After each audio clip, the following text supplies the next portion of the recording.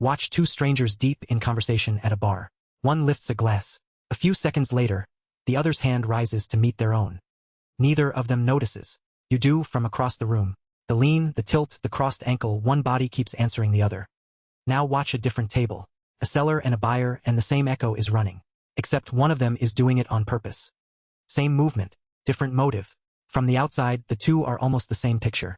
Almost. So tonight we put the mirror on the table and cut it open. What copying actually is, what it buys, and how to tell the reflex from the technique. By the end, you'll see the echo in every room you enter, including the rooms where it's pointed at you. Let's begin. First, the reflex. Two people talk, and within minutes their bodies begin to rhyme.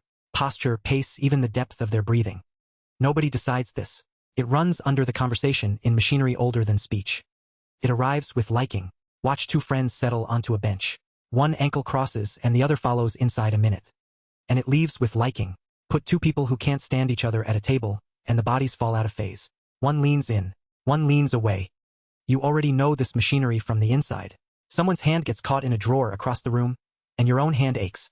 Borrowed movement is how you feel other people. The reflex has a signature. It lags. A lean gets answered seconds later, loosely, imperfectly. Copies the weather of a body, not the words. So when you glance down and find your arms folded into a stranger's knot, that isn't politeness. Something in you already voted. First finding. Copying is liking made visible. The mirror is a readout of a verdict you haven't consciously reached yet. Second cut. Turn the mirror around. What does being copied do to you? From the inside, it feels like nothing. The conversation just flows. Easy. You'd say the two of you clicked. But run the tape. The people you click with are moving with you. When the echo is there, the room feels warm, and when it's gone, something goes cold you can't name. Being mirrored tells your body, quietly, under everything, you're safe here. You're the same kind. You tip the waiter who repeats your order back in your own words more than the one who just says, got it.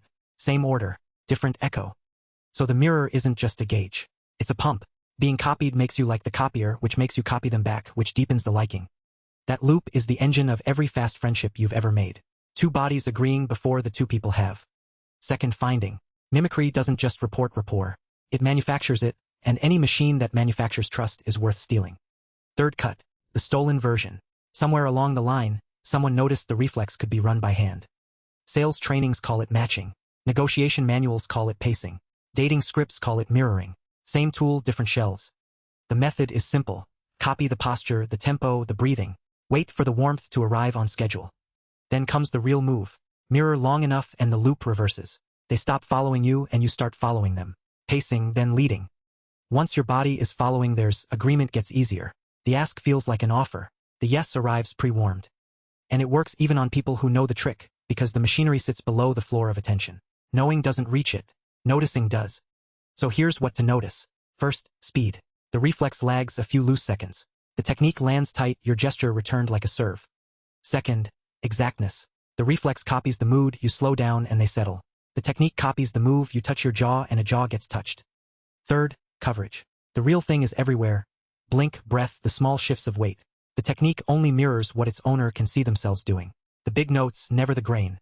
Fourth, the glance. A trained mirror checks whether the copy landed. The reflex never looks down at its own hands. Third finding.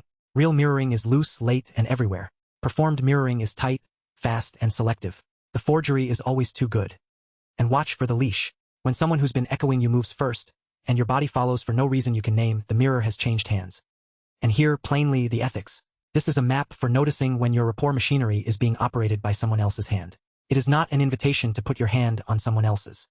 Running the mirror cold has a price the manuals don't mention. Half of you is managing the puppet, so the conversation you're faking never actually happens to you. You leave with the trust and none of the warmth. And keep the count honest. The reflex outnumbers the technique 1,000 to 1. Most copying you will ever see is just liking, doing what liking does.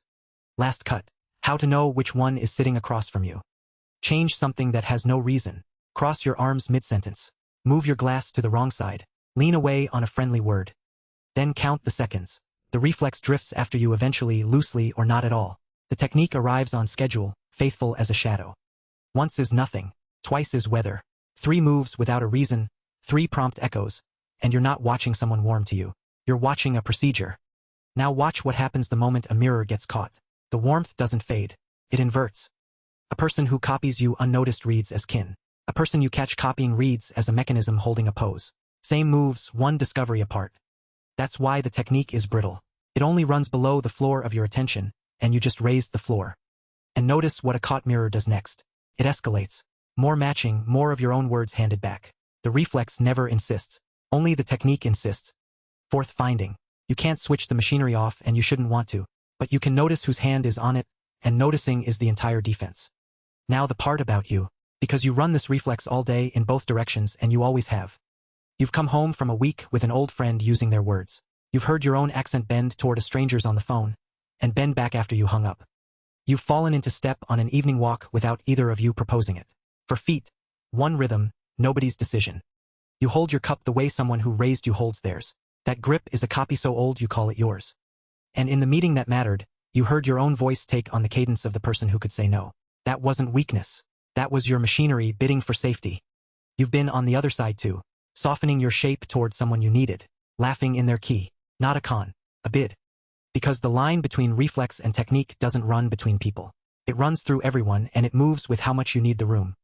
There are rooms where you keep your own shape, your pace, your posture, your voice, unbent. Those are the people you're not asking for anything. And there are rooms you enter and start rhyming before the door has closed. Those are the verdicts your body is still waiting on. Go back to the bar. The two strangers, the rising glasses. You can read them now. The echo is slow, loose, everywhere. Two nervous systems deciding they're the same kind. Nothing here to defend against. And across town, at the desk, the echo lands tight and exact and watched. You'd feel it now before you could name it. A grain that's slightly off. Here's the strangest part. The technique only works because the reflex is real. A forgery can only counterfeit a currency that's worth something. The mirror was never the trick. The trick is a parasite on the most honest thing your body does. The copying you do for the people you love isn't a tactic that worked on you. It's what closeness looks like from the outside. So the next time you catch your body settling into someone else's shape, you'll know. That isn't you disappearing. That's you voting. And the next time a stranger settles into yours, a beat too fast, a note too exact, you'll know what's being asked of you before they ask it. That's tonight's finding. Mirroring isn't flattery, and it isn't theft. It's the body's ballot, and everything turns on whose hand is casting it. Loose and late, it's liking. Tight and fast, it's wanting. The lag never lies. The mirror goes back in the drawer. Same table next week.